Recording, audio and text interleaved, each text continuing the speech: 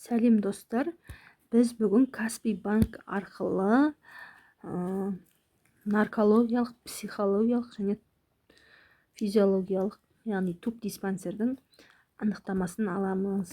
Ол үшін өздеріңіздің Каспий приложениелеріңізге кіріп, ход жасап аласыздар. Одан кейін мына жерде орысша тұр. Госуслуги бөліміне өтесіздер. Ол бөлімнің ішінде цифровой документы деген бар.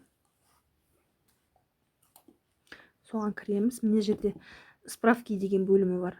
Сол бөлімге өтеміз. Міне төменде көріп тұрғандарыңыздай медицинские справки деп тұр. Медициналық анықтамалар, яғни бізге наркологиялық диспансерден керек. Басамыз, кіреміз. Осылай шығып тұрады.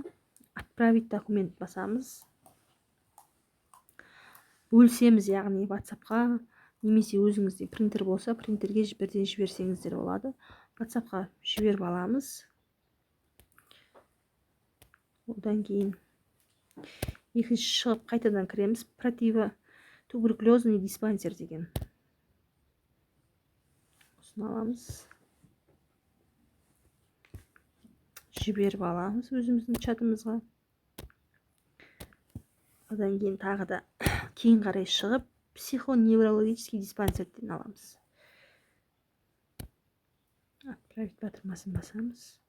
WhatsApp арқылы өзіңіздің чатыңызға жіберіп аласыз. Не бар болғаны осы. Ешқандай да